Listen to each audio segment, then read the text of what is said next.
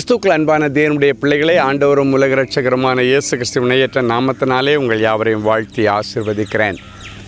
இந்த ஜூன் மாதம் 9ஆம் தேதி மங்கள வார்த்தை நிகழ்ச்சி மூலமாக உங்கள் ஒவ்வொருவரையும் நேரடியாக உங்கள் வீடுகளிலே சந்திப்பது எனக்கு ரொம்ப சந்தோஷம். கர்த்தர் உங்களை ஆசீர்வதிப்பாராக. சரி, கர்த்தர் இன்னைக்கு நமக்கு என்ன மங்கள வார்த்தை வச்சிருக்கிறார், எடுத்து வாசிக்கலாமா? எரேமியா தீர்க்கதரிசியின் புஸ்தகம் 1ஆம் அதிகாரம் 8வது வசனம் இப்படியாய் சொல்கிறது: உன்னை காக்கும்படி நான் உன்னுடனே இருக்கிறேன் என்று கர்த்தர் சொல்லுகிறார். உன்னை காக்கும்படி, உன்னுடைய வியாதியின் மத்தியிலே நீ அழிந்து போகாதபடி உன்னை காக்கும்படி, உன்னுடைய கடனிலே நீ அழிந்து போகாதபடி உன்னை காக்கும்படி, உன்னுடைய சிறையிருப்பிலே நீ அழிந்து போகாதபடி உன்னை காக்கும்படி, உன்னுடைய டிப்ரெஷன்லேயே நீ இருந்து அழிந்து போகாதபடிக்கு உன்னை காக்கும்படிக்கு ஆண்டவர் இன்றைக்கு உனக்காக இறங்கி வருகிறார். இன்றைக்கி ஒரு மனுஷன் வீட்டிலேருந்து கிளம்பி பள்ளிக்கூடத்துக்கு போயிட்டு, இல்லைன்னாச்சுன்னா வேலைக்கு போயிட்டு, கல்லூரிக்கு போயிட்டு, ஊழியத்துக்கு போயிட்டு திரும்பி வந்தால் தான் நிச்சயம் அப்படின்ற ஒரு சூழ்நிலையில் எங்கே திரும்பினாலும் அழிவுகள், ஆகாரத்தினால் அழிவு, இயற்கையினால் அழிவு, விபத்துக்கள், கொள்ளை நோய்கள், நிறைய அழிவுகள் வந்து கொண்டிருக்கிற நேரத்தில் இன்றைக்கி ஆண்டவர் உங்களுக்கு ஒரு உத்தரவாதம் கொடுக்கிறார். உன்னை அவற்றிற்கு நீங்களாக்கி காக்கும்படி நான் உன்னுடனே இருக்கிறேன். அப்போ நம்ம என்ன பண்ணணும்னா, டெய்லி காலையில் உங்களுடைய போக்கையும் வரத்தையும் ஆண்டவர் ஆசீர்வதிக்கும்படி, உங்கள் பிள்ளைகளுடைய போக்கையும் வரத்தையும் ஆண்டவர் ஆசீர்வதிக்கும்படி, அதிகாலையில் ஆண்டவரே என்னை காக்கும்படி, என் பிள்ளைகளை காக்கும்படி, என் குடும்பத்தை காக்கும்படிக்கு என்னை தாழ்த்தி உங்களுடைய சமூகத்தில் ஒப்பு கொடுக்குறேன்னு நீங்கள் ஒப்பு கொடுங்க. எங்கே போனாலும் ஆண்டவரை கூடவே கூட்டுட்டு போங்க.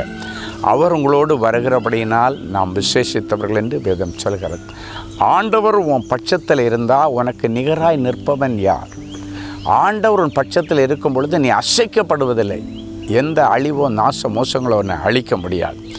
அன்றைக்கு மார்த்தாள் மரியாள் இயேசுவிடத்தில் சொன்னாங்க, நீங்கள் இங்கே இருந்திருந்தா என் சகோதரனாய் லாசர் மரித்திருக்க மாட்டான். அப்படின்னு என்ன அர்த்தம் தெரியுமா?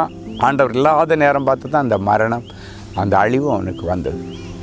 அப்போ ஆண்டவர் சொல்கிறார், நான் உன்னை காக்கும்படிக்கு நான் உன் கூடவே இருப்பேன்னு சொல்கிறார். இன்றைக்கி உங்களுடைய போக்கிலும் வரத்திலும், உங்களுடைய செய்கைகள், செயல்பாடுகள் ஒவ்வொன்றிலும் ஆண்டவரே நீங்கள் என் கூடவே இருக்கணும், நீங்கள் என் கூட வரணும் ஆண்டவரே, நீ வந்தால் தான் நான் போவேன். அது வேலைக்கோ, இன்டர்வியூக்கோ, இல்லைன்னாச்சுன்னா ஒரு மெடிக்கல் டெஸ்ட்டுக்கோ, எதுனாலும் சரி. ஒருவேளை இந்த வியாதி என்னை அழிவுக்கு நேராக நடத்தன்னு சொல்லி டாக்டர்ஸ் சொல்லிட்டாங்க, ஆனாலும் ஆண்டவரை நீங்கள் என் கூட இருந்தால் என்னை அதிலேருந்து பாதுகாக்க முடியும் என்று ஆண்டவரை உறுதியாக பிடிச்சிக்கிட்டு ஆண்டவரை சார்ந்து நடக்கிற கிருபை இன்னைக்கு ஆண்டவரிடத்தில் கேளுங்க. நீங்கள் ஆண்டவரை கூடவே வச்சுருக்கும் பொழுது அழிவுகளுக்கும் நாச மோசங்களுக்கும் நீங்களாக்கி காத்துக்கொள்ள முடியும். நான் அடிக்கடி சொல்லுவேன், சங்கீதம் 91 நம்முடைய குடும்பத்தில் உள்ள அத்தனை பிள்ளைகளுக்கும் பாதுகாப்பின் சங்கீதம்.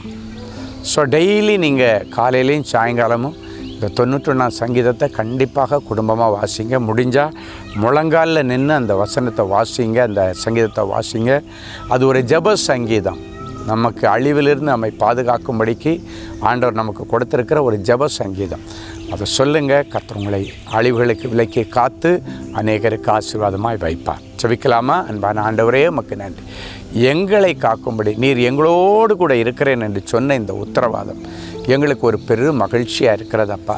இப்பொழுதும் மரண பயத்தில் இருக்கிற பிள்ளைகளுக்குள்ள இந்த வார்த்தை புறப்பட்டு போய் ஒரு தெய்வீக நம்பிக்கையை கொடுத்து அவர்களை அந்த வியாதியின் கட்டிலிருந்தும், மரண கட்டிலிருந்தும், ஆண்டவரே பிசாசின் கட்டிலிருந்தும் நீர் விடுதலையாக்கி அவர்களை பாதுகாத்து இன்னும் பல வருஷங்கள் என் பிள்ளைகள் உயிரோடு இருந்த அநேகருக்கு ஆசீர்வாதமாய் வாழும்படி மனதார ஆசீர்வதிக்கிறேன். அற்புதங்கள் நடக்கட்டும், இன்றைக்கு அதிசயங்கள் நடக்கட்டும். இவர்களுக்கு விரோதமாய் உருவாக்கப்பட்ட ஆயுதங்கள் வாய்க்காதே போகட்டும்.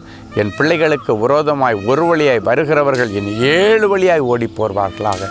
கர்த்தர் மகிமையானதை தருவீராக. இயேசுவின் மூலம் பிதாவே, ஆமென்.